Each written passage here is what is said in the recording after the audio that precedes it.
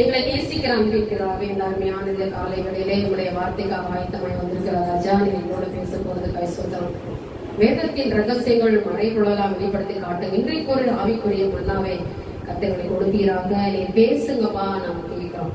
எங்கள் இயேசுவின் மூலம் ஜெபிக்கிறேன் எங்க நல்ல பிதாவே, ஆமென். கர்த்தருடைய நாமத்தினாலே உங்களுக்கு என்னுடைய வாழ்த்துதல் தெரிவித்துக் கொள்கிறேன். தேவன் நம்மோடு இருக்கிறார். அல்லேலூயா. விசுவாசமே இன்னைக்கு ஆசீர்வாதத்தை கொண்டு வரும். தேவன் பரிசுத்தரா இருக்கிறார். இன்னைக்கு நாம பேச போகிற வார்த்தை, தேவன் நம்மோடு கூட. இன்னைக்கு பாடல் பாடின போது அவர் மலை மேல இறங்கினார் இல்லையா? எப்படி இறங்கினாரா? அக்கினியா இறங்கினாரு, மேக சமமா இறங்கினார் இல்லையா? அதை குறித்து நம்ம தியானிக்க போறோம். ஆனா அதுக்கு முன்னாடி நம்ம இன்னைக்கு சொன்னோம் இல்லையா, ஒரு மாசமும் தேவன் ஒரு அதிசயத்தை செஞ்சுக்கிட்டு இருக்காரு. அப்போ இந்த மாசத்துல நமக்கு என்ன அதிசயம் ஆண்டவர் செய்ய போறாரு அப்படின்னு நினைக்கும் போது கர்த்தர் சொல்றாரு, நீங்க என்னை கேளுங்க, நான் உங்களுக்கு ஒரு அதிசயத்தை செய்வேன். அல்லேலூயா. இப்ப அந்த ஒரு வார்த்தையை நம்ம இன்னைக்கு தியானிப்போம். அதுக்கு பிற்பாடு இதையே நம்ம தியானிப்போம். 1 ராஜாக்களின் புஸ்தகம் 5ஆம் அதிகாரம் 4வது வசனத்தை நான் படிக்கிறேன். 1 ராஜாக்களின் புஸ்தகம் 5ஆம் அதிகாரம் 4ஆம் வசனம். ஆனாலும் இப்பொழுதோ என் தேவனாகிய கர்த்தர் எங்கும் எனக்கு இளைப்பாறுதல் தந்தார், விரோதியும் இல்லை, இடையூறும் இல்லை. அல்லேலூயா. விரோதியும் இல்லை, இடையூறும் இல்லை. எதற்காக இந்த வசனம் இங்க கொடுக்கப்பட்டிருக்கு அப்படின்னு சொன்னா, ஒரு ஆலயம் கட்டுறதுக்காக சாலமோன் இன்னைக்கு முயற்சி பண்ணும் போது அங்கே தேவனுக்கு கொடுக்கிற ஒரு வார்த்தை கொடுத்தா நீங்க தியானிக்கிறோம். இங்க பாத்தீங்கன்னா 3வது வசனத்துல, என் தகப்பனாகிய தாவீதின் சத்துருக்களை கர்த்தர் அவருடைய பாதங்களுக்கு கீழ்படுத்தி விடும் அளவும் அவர்கள் தம்மை சுற்றிலும் செய்கிற யுத்தத்தினால் அவர் தம்முடைய தேவனாகிய கர்த்தருடைய நாமத்திற்கு ஆலயத்தை கட்ட அவருக்கு கூடாதிருந்தது என்று நீர் அறிந்திருக்கிறீர். ஆனாலும் இப்பொழுதோ என் தேவனாகிய கர்த்தர் எங்கும் எனக்கு இளைப்பாறுதல் தந்தார், விரோதியும் இல்லை, இடர்வீரும் இல்லை. ஆகையால் நான் உன் ஸ்தானத்தில் சிங்காசனத்தின் மேல் வைத்து உன் குமாரனே நாமத்திற்கு ஆலயத்தை கட்டுவான் என்று கர்த்தர் என் தகப்பனாகிய தாவீதின் இடத்தில் சொன்னபடியே என் தேவனாகிய கர்த்தரை நாமத்திற்கு ஆலயத்தை கட்ட வேண்டும் என்று இருக்கிறேன். அல்லேலூயா. அப்ப ஆண்டவர் இந்த மாசத்துல நமக்கு என்ன செய்யணும்? என்னமா செய்யணும்? என்ன செய்யணும்? இந்த வசனம் என்ன சொல்லுது? என்ன சொல்லுது? ஆமா, ஆலயத்தை கட்டுங்க அப்படின்னு. இப்ப நம்ம என்ன செய்யணும்? எழுந்து கட்டுவோம் பாருங்க. அப்படின்னா ஆலயம் கட்டணும்னா கல்லு மண்ணு வேணுமே, இடம் வேணுமே. அதை தேவன் தான் பாத்துக்குவாரு இல்லையா? ஆபிரகாமுக்கு ஆண்டவர் பிள்ளை இல்லாத போது அவன் சொன்னா, இஸ்மவேல் உமக்கு முன்பாக கிடைக்கட்டும் ஆண்டவரே அப்படின்னு சொன்ன போது, இல்ல இல்ல உன் கர்ப்ப பிறப்புதான் அப்படின்னு சொன்னார். அப்ப பாருங்க, ஆபிரகாமுக்கு கர்த்தர் 100 வயதுல ஒரு பிள்ளையை கொடுத்தாரு. அந்த பிள்ளையை கொடுத்துட்டு ஆண்டவர் கேட்கிறாரு, அதை நீ எனக்கு தகன பலிவிடு. பலிவிடுன்றது வேற. தகன பலினா என்ன பண்ணணும்? பலியில வெட்டி போட்டு வந்துருது பேரு பலி. தகன பலினா என்ன ஆகும்னா எரிச்சு சாம்பலாக்குறது. அப்போ அப்படின்னு சொன்ன பொழுது அவன் என்ன செய்யறான்? ஆண்டவர் குறித்த அந்த மோரியா மலைக்கு ஆபிரகாம் கடந்து போய் தான் பையனை ரொம்ப சந்தோஷமா கூப்பிட்டு போயிட்டான்ல. ஏன்னா அந்த சூழ்நிலை இருந்தாதான் எல்லாருக்கும் ரொம்ப சந்தோஷமா கூட்டிட்டு போறான் இல்ல. போயிட்டு ஆண்டவர் கேட்டாரு, நான் கூட்டிட்டு வந்துடுறேன் அப்படின்னு போனான். எவ்வளவு மனசு கஷ்டம். ஆனா கர்த்தருக்கு முன்பா அவன் எதையுமே பேசல. ஏன்னா தேவன் என்ன சொல்றாரோ அதை செய்வது சொல்லிட்டு அவன் போனான். அவன் போய் குமாரனை கூட்டிட்டு போறான், வேலைக்காரத்தை கூட்டிட்டு போறான். நடுவுல நிறைய கேள்வி கேட்கறாங்க, எல்லாத்துக்கும் பதில் சொல்றான். கடைசியா தன் குமாரனை பலிபீடத்துல கட்டி அவனை விறகுகளை அடுக்கி அவனை தூக்கி வச்சா, கத்திய தூங்குறான். அழகா விட்டத்து தூக்கும் போது ஆண்டவர் சொன்னாரு, நீ உன் குமாரன் மேல கைய போடாதன்னு சொன்னாரு. அந்த கடைசி தருணம் வரைக்கும் விசுவாசத்துல இருந்ததுனாலதான் அந்த குமாரனை தேவன் ஜீவனோட பாதுகாத்தார். அல்லேலூயா. நீங்க ரொம்ப விசுவாசமா இருக்கணும் இந்த விஷயத்துல இல்லையா? ஆண்டவர் சொன்னா கட்டாயம் ஆண்டவர் செய்வார். அவரால் முடியாதவனா இருக்காங்க. அதனால எப்படி நடக்கும், ஏன் நடக்கும், எப்படி வரும், அதெல்லாம் வேணும். இன்னைக்கு தேவன் கொடுத்தத கேட்கும் போது முழு மனசா அர்ப்பணிக்க நினைச்ச அந்த ஆபிரகாம் விசுவாசித்து, ஏன்னா அவன் வாக்குத்தத்தத்தை விசுவாசித்தான். கடற்கரை மணலத்தலான ஒரு சந்ததி இருக்கும், வானத்தின் நட்சத்திரத்து போல ஒரு சந்ததி இருக்கும் சொன்னதை விசுவாசத்தினால அவன் அந்த பலியை செலுத்துறதுக்கு அவன் துணிஞ்சான். இன்னைக்கும் தேவன் நமக்கு சொல்றாரு, நீங்க கர்த்தர் உங்களுக்கு சொன்ன வார்த்தையின்படி நீங்க என்ன செய்யுங்க? இதற்காக ஆயத்தப்படுங்க. எதுக்கு?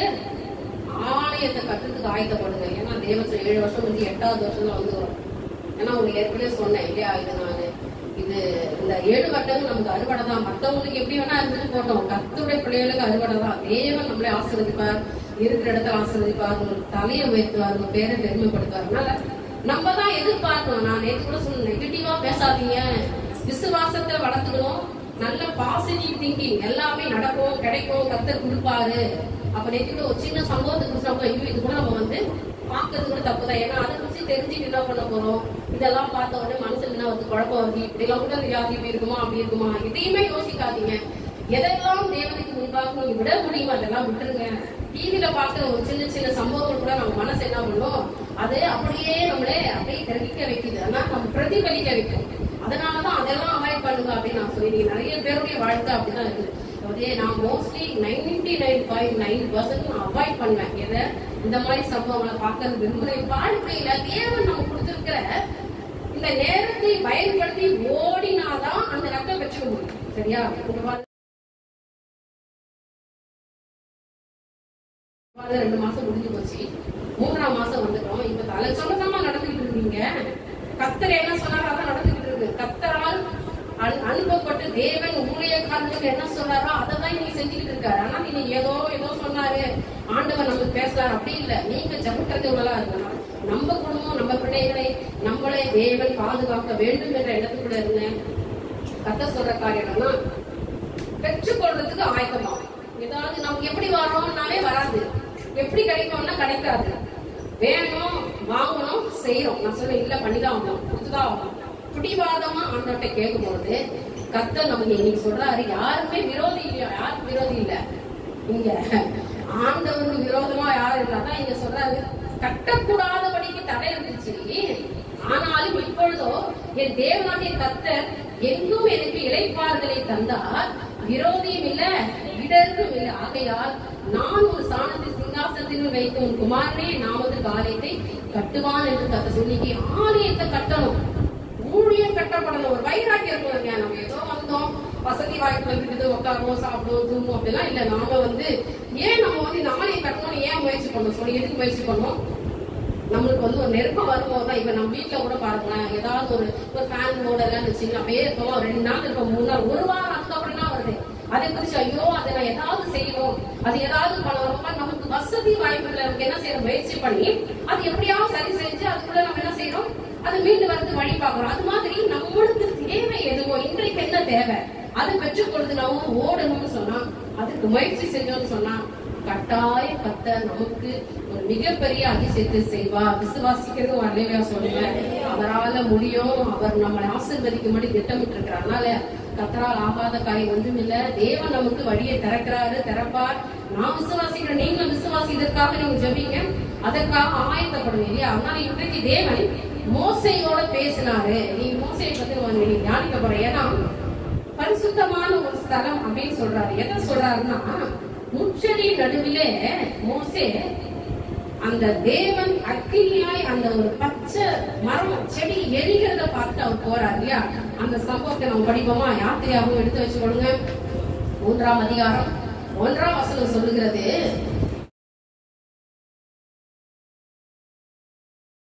பர்வதம் அது. அதுக்கு முன்னாடி தேவ பர்வதம், ஆண்டவருடைய மலை, கர்த்தர் ஏற்படுத்தின மலை, அவர் உருவாக்கின தேவ பர்வதமாகிய ஒரே மட்டும் வந்த போதே படிங்க.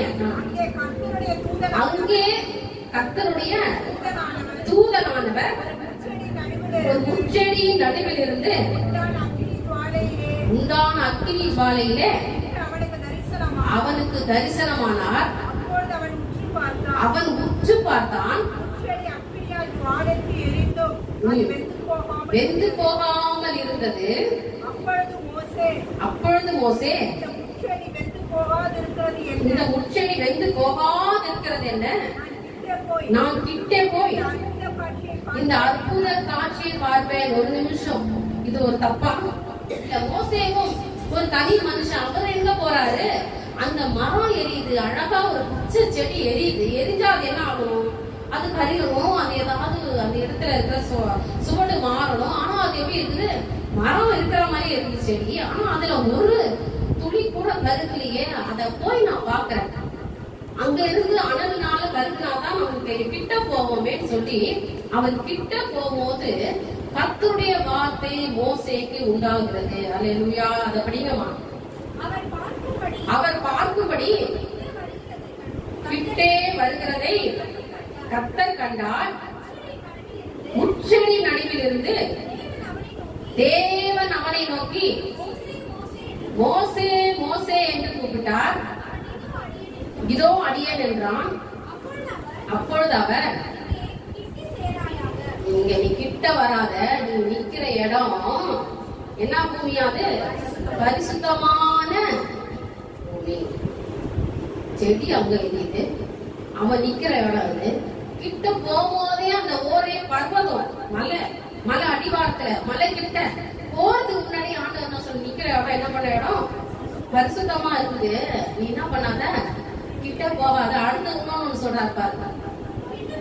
பின்னும் அவர்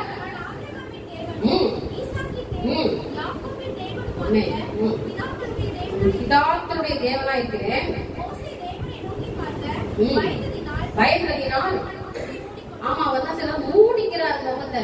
ஏன்னா அக்கினி ஜுவாலை நடுவில தேவன் பேசுகிறதை மோசே கேட்கறதுக்கு முடியல.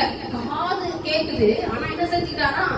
முகத்தை மூடிக்கொண்டார். அல்லேலூயா. நீ கிட்ட வராத. எதுக்கு? முச்செடி எரிகிற ஒரு அதிசயம். நீங்க நிறைய காரியங்கள் நம்ம பார்த்துட்டு இருக்கோம். அங்க கிட்ட போய் பார்த்தா என்ன, பக்கத்துல போனா என்ன, நெருங்கினா என்ன, அது தேவனுடைய சமூகம், அதற்கு கொடுக்க வேண்டிய கனத்தையும் மகிமையை கொடுக்க வேண்டும் என்பதை நாம் மறந்து போறதுனாலதான் ஆசீர்வாதம் பெற்றுக்க முடியல. நீங்க நிறைய பேர் மோசே அதுக்கு கீழ்படுத்ததுனால கர்த்தர் இஸ்ரவேல் ஜனங்களை வழி நடத்துறதுக்கு உண்டான கிருபையை மோசேக்கு கொடுத்தார். அல்லேலூயா. தேவன் தெரிந்து கொள்ளப்படணும்னா நாம ஒரு சில காரியத்துல அவர்கிட்ட எச்சரிப்பா இருக்கலாம். அது பரிசுத்தமான இடம் சொல்லிட்டாங்க.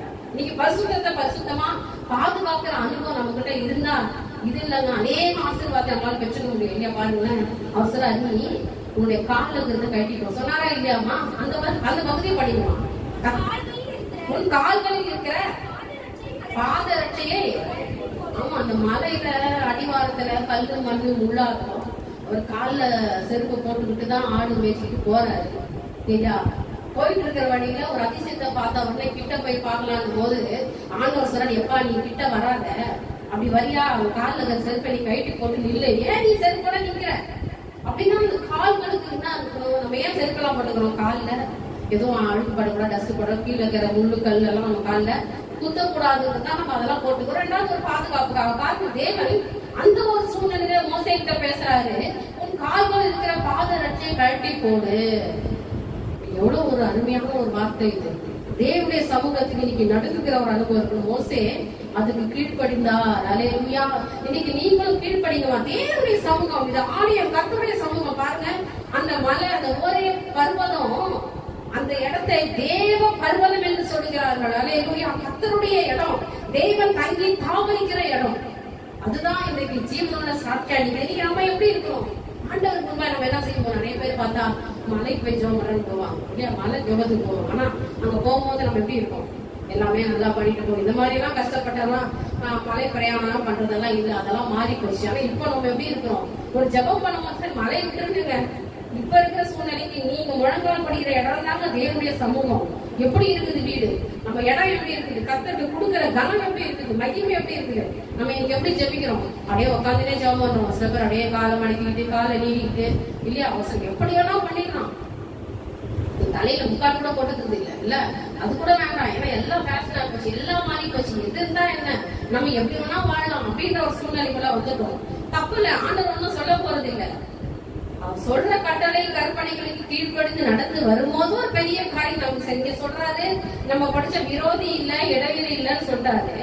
விரோதி இடையூறு இல்லைன்னா நமக்கு ஃப்ரீ ஆயிடுச்சுன்னு அர்த்தம். அப்ப நம்ம என்ன செய்யணும்? அந்த பாதைக்கு கடந்து போகணும். அந்த முச்சடி முன்னால இருக்குதுன்னா பரிசுத்தம் சொன்னா பரிசுத்தத்தை பாதுகாத்துக்கணும். பரிசுத்தத்தை பாதுகாத்தாதானே ஆசீர்வாதத்தை பெற்ற முடியும். மோசே இல்ல இல்ல அதெல்லாம் இருந்தா என்ன, நான் கிட்ட போகணும்னு போனாரா? போவே இல்லை. முகத்தை மூடிக்கிட்டார். ஆண்டவர் பேசுகிறத பாருங்க, எப்பேற்பட்ட ஒரு இடமா அது காணப்பட்டது பாத்தீங்களா? தேவ பர்வதம் என்று இங்க பேர் சொல்லப்படுது. கர்த்தருடைய பர்வதம், தேவ பர்வதம். அந்த இடத்துல தேவன் எழுந்தருளுகிறார். அல்லேலூயா. தேவன் சொல்லுகிறாரு, நான் உன்னோட இருப்பேன், உன்னோடு கூட இருக்கிறவராகவே இருப்பேன், நான் உன்னை வழி நடத்துவேன், நான் உன்னோடு கூட பேசுவேன் கர்த்தர் சொல்றாரு. அல்லேலூயா. நாமே எந்த நேரமும் தூச்சிக்கிட்டே இருப்போம் ஆண்டவரே. நம்ம நிறைய பேருக்கு வந்து கன்ஃபஸ், அதாவது அறிக்கை பண்ணுகிற ஒரு அனுபவமே நிறைய பேருக்கு இருக்காது. எந்த நேரமும் நான் எதுக்கு நான் அறிக்கை பண்ணணும், நான் என்ன தப்பா பண்ணிட்டேன், நான் பாவமா பண்ணேன். நிறைய பேர் வந்து நம்ம வந்து நான் நல்லா இருக்கேன், எனக்கு எந்த ஒரு நான் கூட யார்கிட்ட அடைக்க போகணும்னு நினைப்போம். அதை கன்ஃபஸ் பண்றது, அறிக்கை செய்யறதுக்காக மற்றவங்கிட்ட மனுஷங்கிட்ட கூட நம்ம சொல்ல மாட்டோம். என்ன பெரிய விஷயம் சொல்லணும், நான் நல்லா தான் இருக்கேன், நான் ஒழுங்கா தான் போயிட்டு இருக்கேன் அப்படின்னு நினைப்போம். அப்படின்னா இங்க கர்த்தர்கிட்ட நம்ம வந்து அப்பப்போ நம்ம என்ன செய்யணும், அவர்கிட்ட வந்து நம்ம அறிக்கை செய்துக்கிட்டு, அதுதான் சொல்லி எந்த நேரம் முழங்க அப்பதான் நம்ம பாவம் அறிக்கை செய்யணும். ஆண்டவர்கிட்ட நம்ம நிறைய மீறுதல்கள் நம்ம செய்யணும். தினந்தோறும் நம்ம கர்த்தருக்கு விரோதமான காரியங்களை நிறைய செஞ்சுக்கிட்டு இருக்கோம். அதை நிமித்தம் ஆண்டவர் நம்மளை விட்டு விலகி போகாதபடி தேவன் நம்ம ஆசீர்வதிக்கணும்னு சொல்லி நாம அவர்கிட்ட பேசணும். நம்ம அவரை கேட்கும் போது கர்த்தர் நம்ம நடந்தவர். மோசே கிட்ட போகும்போது நீ கிட்ட வராத, இது பரிசுத்தமான பூமி அப்படின்னு சொன்ன பொழுது தேவனை அந்த இடத்துல பணிந்து கொள்வதற்கு அவர் முகத்தை மூடி கொண்டார். அல்லேலூயா. இந்த ஸ்தலம் பரிசுத்தமானது. பொழுது நாம இது ஒரு ஆலயமா நினைச்சோம்னா எவ்வளவு பரிசுத்தமா இருக்கும். ஆனா பரிசுத்தமா இருக்குது இல்லை. கர்த்தர் சொல்றாரு, பரிசுத்த குலைச்சல் ஆக்காத. இது தேவனுடைய சமூகம். நம்ம எங்க தேவனை ஆராதிக்கிறோமோ அது தேவனுடைய பரிசுத்த சமூகம். ஆமே. இப்படிப்பட்ட ஒரு சூழ்நிலையில தேவன் மோசே கிட்ட ஒரு பரிசுத்தத்தை விரும்பினாங்க. பாத்தீங்கன்னா அடுத்ததாக அக்கினியில தேவன் உலாவுகிறவர். யாத்திரையாகமம் 19ஆம் அதிகாரம் 18வது வசனத்தை நாம் படிப்போம். சீக்கிரமாய் யாத்திரையாகமம் 19ஆம் அதிகாரம் 18வது வசனம். கர்த்தர் சீனாய் மலையின் மேல்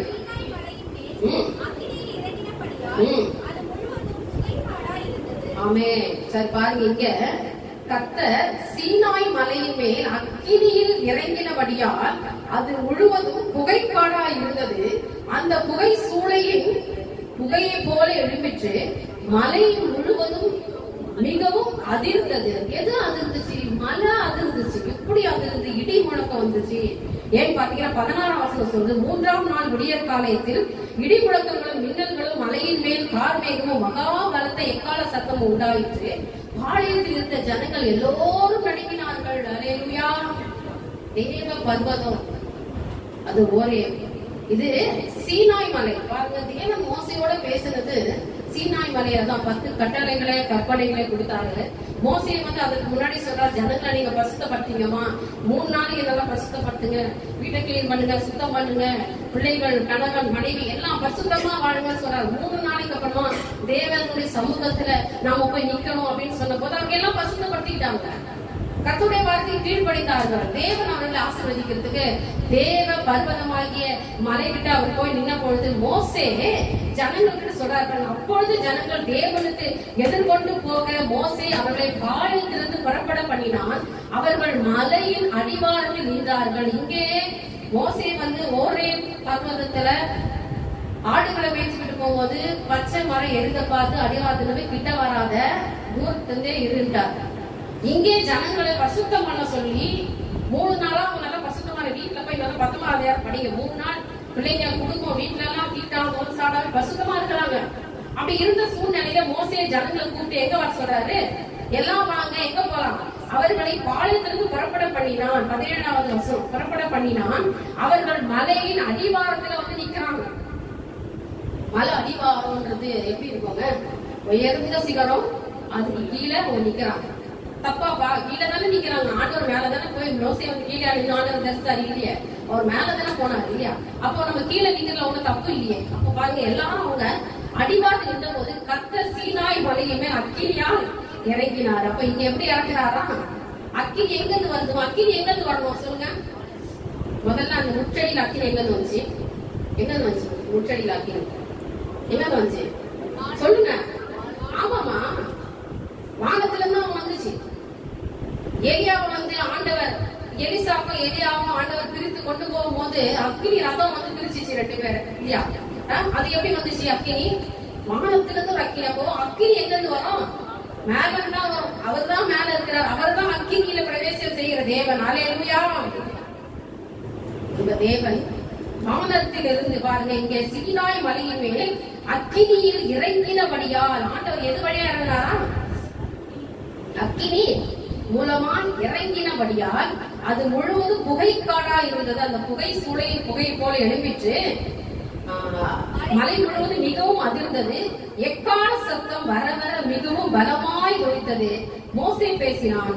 தேவன் அவனுக்கு வாக்கினால் மறுமொழி கொடுத்தார். அல்லேலூயா, அல்லேலூயா. எக்கால சத்தம் எங்க வந்துச்சு?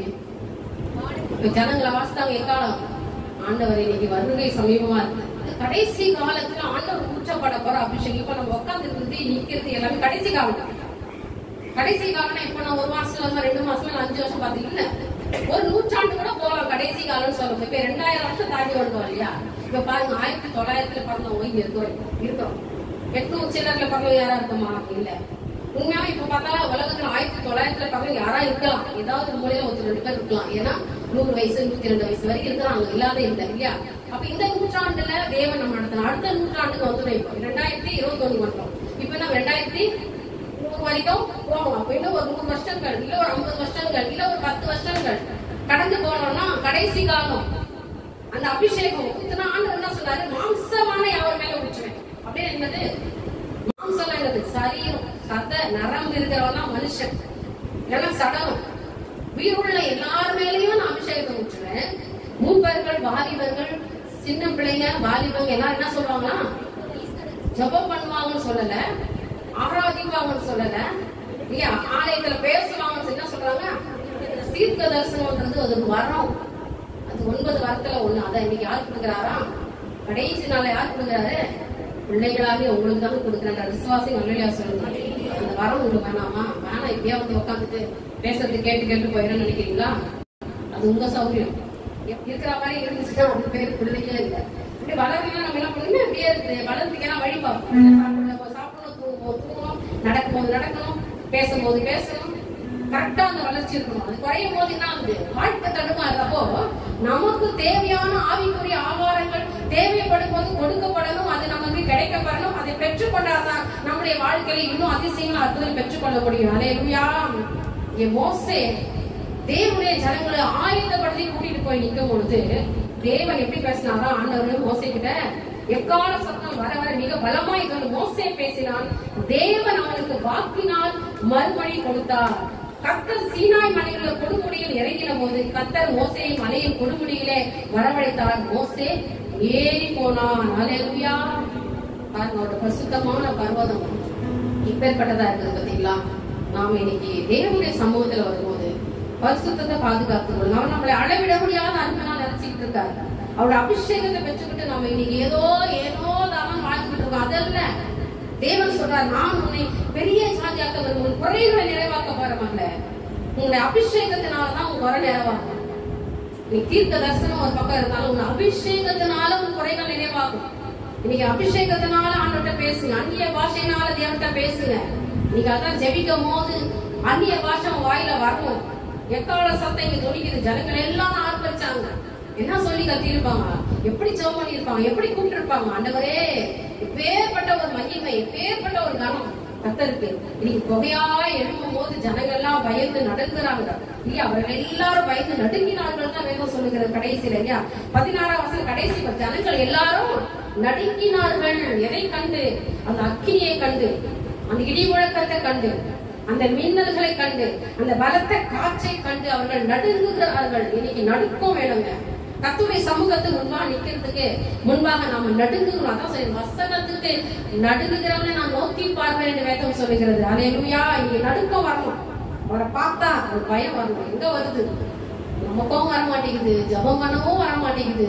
கர்த்தர் சொல்ற, இன்னைக்கு நீ எனக்கு முன்பாய் நடுங்குவாய், ஆனால் என்னுடைய அந்த ஸ்தானத்திலிருந்து நீ பேசும்போது நீ என்னை நோக்கி பார்ப்பாய், ஆனால் உன் வாழ்க்கையில மிகப்பெரிய அதிசயம் நான் செய்ய முடியாது காட்டுகிட்டு இருக்கேன். அல்லேலூயா.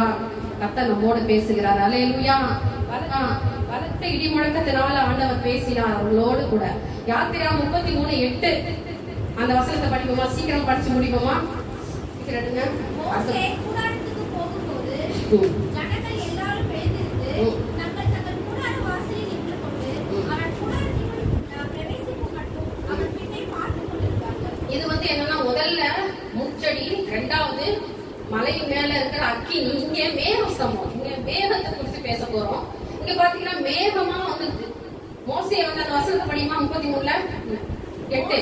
மோசே கூடாரத்துக்கு போகும்போது ஜனங்கள் எல்லாரும் எழுந்திருந்து தங்கள் தங்கள் கூடார வாசலில் நின்று கொண்டு அவன் கூடாரத்திற்குள் பிரவேசிக்கும் மட்டும் அவன் பின்னே பார்த்து. நம்ம ஏன்னா அந்த கூடாரம் போட்டிருக்காங்க, ஏன்னா ஆலயம் நடையாதப்போ இல்லையா? உடன்படிக்கை பெட்டிய கூடாரம் மட்டும் வச்சிருக்காங்க. அந்த கூடாரத்துக்குள்ள மோசே போவாங்க. போகும்போது ஒரு மரியாதை இருக்கிற ஜனங்கள்லாம் என்ன பண்ணுவாங்க? எழுந்து நின்று அவர் போறதை பார்ப்பாங்க. பாருங்க, ஆலயம் கிடையாது, ஒரு கூடாரம் போட்டு வச்சிருக்காங்க. எதை வச்சிருக்காங்க? உடன்படிக்கை பெட்டியும் மண்ணா இருக்க பாத்திரத்தை வச்சிருக்கிறாங்க இல்லையா? அதை மூடி வச்சிருக்கிற இடத்துல மோசே அங்க போனா ஆண்டவர் பேசுவார். அங்க போவார் மோசே. அப்ப போகும்போது ஜனங்க எல்லாம் அவர் போறாரு, நமக்கு நம்ம பாட்டு வீட்டு வேலையை சாமான் கழுவி துணி துவை, அவர் போறாரு, அவர் ஊழியர் செய்யறாரு, ஆண்டவர் அவர் அழைச்சிக்கிறாரு. நமக்கு என்ன வந்துச்சு? யாராவது இருந்தாங்களா?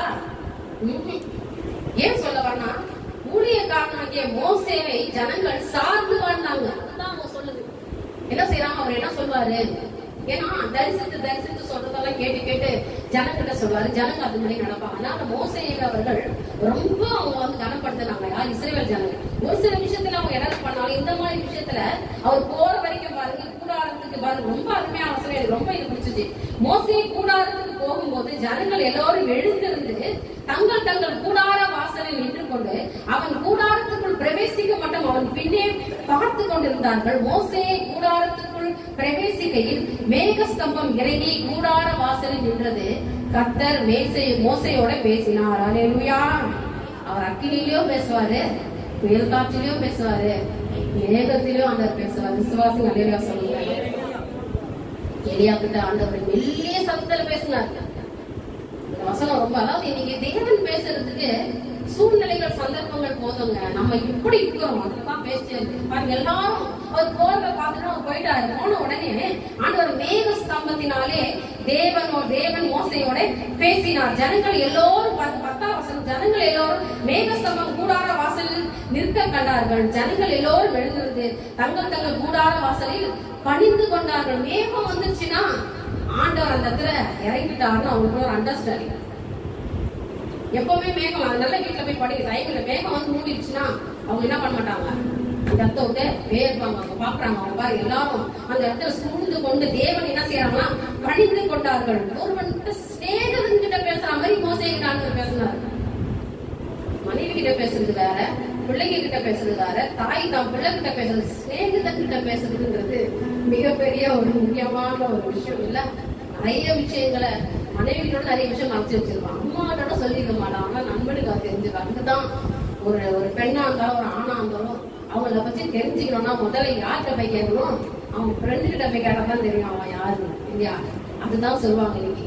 நண்பனை போய் விசாரிச்சா தெரியும் அவனுடைய நண்பர்கள் யாரு, பெண்ணோட நண்பனா பையனோட யாருடைய நண்பர்களை போய் கேட்டா தெரிஞ்சிடும் யாரு. மோசே கிட்ட ஆண்டு எப்படி பேசினாருமா, ஒரு நண்பன் கிட்ட பேசுற மாதிரி. எவ்வளவு சோசியல் இல்லையா, அவங்களுக்கு வந்து டிஸ்டன்ஸ் இருக்காது. ஃப்ரெண்ட்ஷிப்ல வந்து என்ன இருக்காது, நடுவுல ஒரு தாய் கிட்ட ஒரு டிஸ்டன்ஸ் இருக்கு, என்னதான் பாசமா ஒரு மரியாதை இருக்கும் இல்லையா மனைவி கிட்ட. ஆனா இங்க நண்பன் கிட்ட இருக்கும் போது உள்ள உடைக்கப்படும். எல்லாத்தையுமே ஒண்ணுமே தெரியாது, தலையில இருந்து கால் வரை எல்லாமே அவங்களுக்கு தெரிஞ்சிடும். பாருங்க எப்படி பேசுறாரு பாத்தீங்கன்னா மோசே கிட்ட தேவன் இவங்களோட பேச காத்து கொண்டிருக்கிறார். அல்லேலூயா.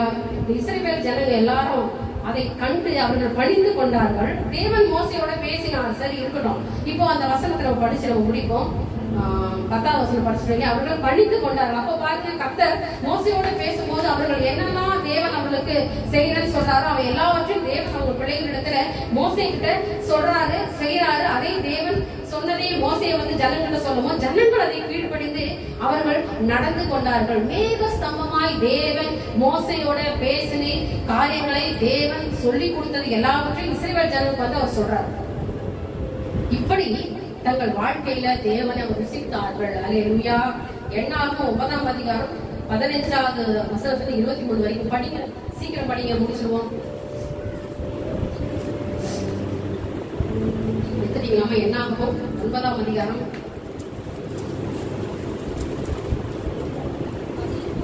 15.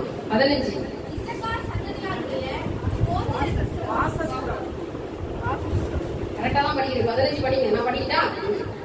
வாசஸ்தலம் ஸ்தாபனம் செய்யப்பட்ட நாளிலே மேகமானது சாட்சியின் கூடாரமாகிய வாசஸ்தலத்தை மூடிட்டு சாயங்காலமான போது வாசஸ்தலத்தின் மேல் அக்கினிமயமான ஒரு தோற்றம் உண்டாயிற்று. அது விடியற்காலம் மட்டும் இருந்தது. இங்க வாசஸ்தலத்துல நீ அக்கினிமயமான ஒரு தோற்றம் உண்டாயிற்று. அது எது வைக்கிறதுனா விடியற்காலம். ஏன்னா நைட்ல வந்து அவங்களுக்கு ஆண்டவர் அக்கினி ஸ்தம்பம், காலையில மேக ஸ்தம்பம்.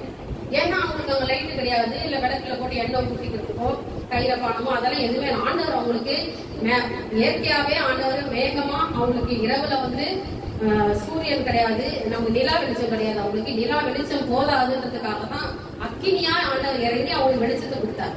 மத்தியானம் இந்த மாதிரி வெயில பாலைவனத்தில் நடக்க முடியாதுன்றதுக்காக தான் மேக சமமாவே இருந்தார். இல்லையா, அவங்களுக்கு வேண்டிய ஆகாரத்தை வானத்தின் மண்ணாவை கொண்டு போஷிச்சாரு. எங்கெல்லாம் போறாங்களோ அங்க ஜீவன் விருட்ச கொடுத்தாரு. மலையை படத்து தண்ணி கொடுத்தாரு இல்லையா, ஒரு இடமெல்லாம் தண்ணீர் கொடுத்தாரு. கடலை கூட 2ஆ பிளந்து வழியா ஆண்டவர் அவங்க அனுப்பினார். இப்படி அவர்கள் எல்லாவற்றையுமே தேவன் அவங்களுக்கு செஞ்சாரு. அப்படித்தான் அவர்கள் கடந்து போனார்கள் அந்த தேசத்தை இல்லையா, கானான பிரவேசிக்கிறதுக்கு அவர்கள் அந்த வழியாவே போனாங்க. அப்படிதான் போய் தேவனை அவர்கள் சுதந்திரத்துக் கொண்டார்கள் அந்த கானான் தேசப்பா. இங்கே அவர்கள் சொல்லுகிறார்கள் 15ஆம் வசனத்தில் எப்படி இருக்குன்னா, ஒரு தோற்றம் உண்டாயிட்டு அது விடியற் காலம் மட்டும் இருந்தது. 23ஆம் வசனம் சொல்லுது, கர்த்தருடைய கட்டளையின்படியே பாளையம் எழுதுவார்கள், கர்த்தருடைய கட்டளையின்படியே பிரயாணம் பண்ணுவார்கள், கர்த்தர் மோசையை கொண்டு கட்டளையிட்டிருக்கபடியே கர்த்தருடைய காவலை காத்துக் கொள்வார்கள். ஜனங்க எல்லாம் எதை கீழ்படிவாங்க, மோசே என்ன சொல்றாரோ அதை கீழ்படிஞ்சு 1 by 1 போறது வர்றது நிக்கிறது நடக்கிறது, இங்க போலாமையா அங்க போலாம், எல்லாவற்றையும் கேட்டு கேட்டு கேட்டு கேட்டு 1 வருஷம் இல்ல, 2 வருஷம் இல்ல, 3 வருஷம் இல்ல, 10 வருஷம் இல்ல, 20 வருஷம் இல்ல, 40 வருஷம் கர்த்தர் சொன்னதை மோசே சொன்னாரு. மோசே சொன்னதை ஜனங்க கேட்டாங்க. அவர்களை கர்த்தர் கானான் தேசத்துக்குள்ள கொண்டு போனார். விசுவாசி மலையா சொல்லுங்க. இந்த தேவன் இன்றைக்கு உங்களை பார்த்து சொல்றாரு, நீ கீழ்ப்படிந்தா, நீ கர்த்தருடைய வார்த்தைக்கு கீழ்ப்படிந்தா நான் உன்னோடு மேக சம்பவமா இருந்து பேசுவேன். அக்கினி சம்பத்திலே பேசுவேன். உன்னோட நான் பேச விரும்புகிறேன். உன் பாதரட்சை நீ கழட்டி போடு, நான் உன்னோட பேச விரும்புகிறேன். அல்லேலூயா. தேவன் மோசே கிட்ட மட்டும்தான் பேசுவாரான்னு அன்னைக்கு கேட்டாங்க அவங்க அக்கா தங்கச்சி அண்ணன் தம்பி. ஆனா இன்னைக்கு நீங்க கேளுங்க, ஆண்டவர் உங்களோட பேசுவார். அல்லேலூயா. உங்களோட பேசும்படியா நான் காத்துக்கிட்டு இருக்கேன். என்னோட பேசுறதுக்கு வந்து உட்காரு. என் சமூகத்துல வந்து முழங்கால் படிக்குது.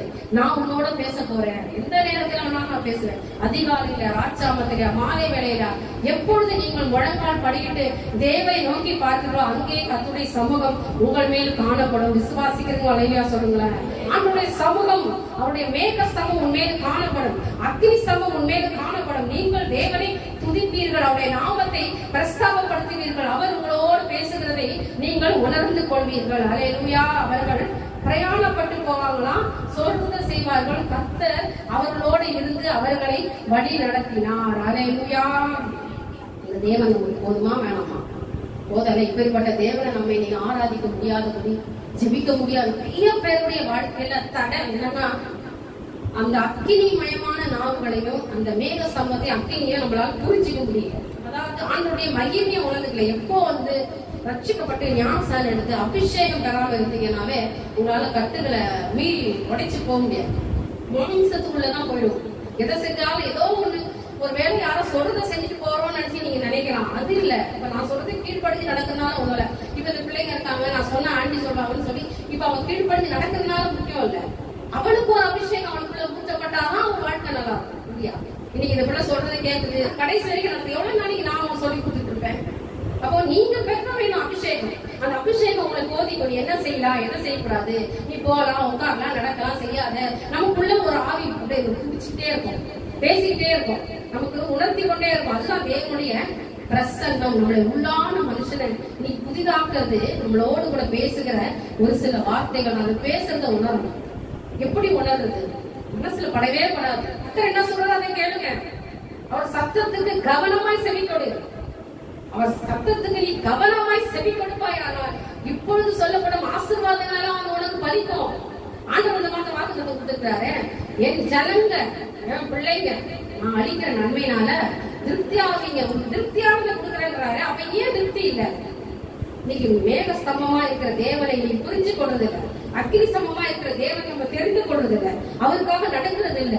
மோசே பலிபீடத்துக்கிட்ட போகும்போது, அந்த கூடார வாசலுக்குள்ள பிரவேசிக்கும் போது ஜனங்க கொடுக்கிற அந்த மரியாதை கூட நம்ம ஆண்டவருக்கு கொடுக்கறது இல்ல. என்ன செய்யுது? விசுவாசிங்க அல்லேலூயா சொல்லுங்க. உன்னை யாரும் இருப்பதில்லை. இந்த பட்டணத்திலே உனக்கு அநேக ஜனங்கள் உண்டு கர்த்தர் சொல்லுகிறார் இல்லையா? எல்லாவற்றிலும் ஆண்டவர் நம்ம தலையை உயர்த்தார். மகிமையா ஆண்டவர் செய்யும்படி திரும்ப கொடுப்பாரு. அதற்கு நாம ஆயத்தப்படணும். அதுக்கு ஜெப ஆவி வேணும். நல்லா திறப்பல நிக்கணும், போராடணும். பரிசுத்தம் முக்கியம். ஜனங்க மோசையை சொன்ன உடனே 3 நாள் பரிசுத்தப்படுத்துறாங்க.